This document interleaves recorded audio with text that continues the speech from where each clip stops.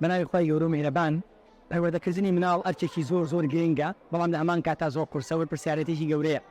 ئێمە لە پەیمانگای خانەدان هەوڵمانداوە کار لەسەر ئەوە بکەین لەگەڵ دایک و باوکانە شان بدەینە بەردەم ئەم پرسیارەتیە و هاوکاریان بکەین لە پەروەردەی منداڵەکانیانە. ئەم ڕۆژگارێکە ئاهەنگی ڕۆژی جیهانی منداڵانمان ساز کرد، هەوڵمانداوە کۆمەڵێک چالاکی تەرفیهی جوان بۆ منداڵەکان پێشکەش بکەین لە گۆرانی، لە یاری، لە شانۆیی، لە بابەتی پەروەردەیی، بابەتی تەندروستی، هەروەها لە کۆمەڵێک بابەتی دیکەی گرنگ کە گرنگم لە پەروەردەی منداڵەکان، چونکە بەڕاستی وەکری ئەم یادانە ئەم دەرفەتانە بقۆزرێنەوە بۆ ئەوەی کۆمەڵێک پەیامی گرنگ بە شێوەی ناڕاستەوخۆ بدەینە مناڵان بۆ ئەوەی کە کاریگەری هەبێت لەسەر ژیانیان، بێگومان لە هەمان کاتا پەیامەکە چەندێک بۆ مناڵانە ئەوەش بۆ دایک و باوکیانە، چونکە ئەوان پەروەردەکاریانن و کاریگەری گەورەیان هەیە لەسەر داهاتوویان. ئێمە باوەڕمان وایە کە پەروەردە و مناڵەکرێ مرۆڤێکی مەزن دروست بکە کە کاریگەری لەسەر تەواوی چواردەور و دەروبەریشی هەبێ و پێچەوانەوە ئەگەر پەروەردەکە خراپ بێ ئەکرێ مرۆڤێکی دڕندە دروست بکە. ئێستا بە چاوی خۆمان لە میدیاکانەوە کۆمەڵێک مرۆڤی دڕندە ئەبینین کە پەلاماری مرۆڤەکانی ترەدەن،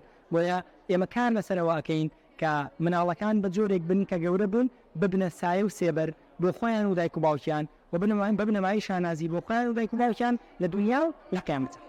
ئەگەر تەوێ شتوکاڵ بکەی بۆ چەند ساڵێک بڕۆ زەیتون بچێنە بەڵێ دایک و باوکێ مناڵەکەی زۆر خۆش ناوێت، خۆشەویستی پێویستی پێدا، نەسۆزی پێویستی پێدا، نەژینگەی پەروەردەیی پێویستی بۆ دابینەکە، دەستان خۆش بێ لەشتان ساغێ زۆر سوپاس بەنسبەت پەروەردەکردنی مناڵەوە لە ڕاستی ئەگەر ڕابردووە پەروەردەکردنی مناڵ بە جۆرێک لە جۆرەکان ئاسان ڕوودێ و تەمەڕ ڕۆیشت بێ ئەوە لە ڕابردووە، بەڵام لە ئێستا بەڕاستینە سەگەم پرسترین ئەرکە بۆیە کردنەوە و کردنەوەی ئەم پەیمانجیانە و ئەم ئەنگاوانی کە هەندێ هەنگاوێکی وەڵە جێرەی دەستخۆشی لە پەیمانگای خانەدان و بەڕێزی شتانەکەن کە ئەمە هەنگانە سازەکەنم دەورات و ئەفتولانە سازەکرێکە ئەتوانین بڵێن دەستێکی ئەمینی کاتوای مناڵەکانمان بنێرین بە پەروەردەکردنی مناڵان دەستخۆشی لێوەش.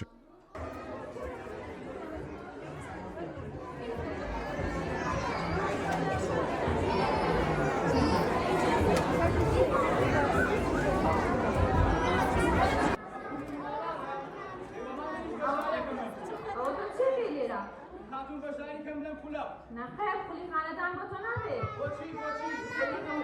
خلکانی خاندان با تو نگمانا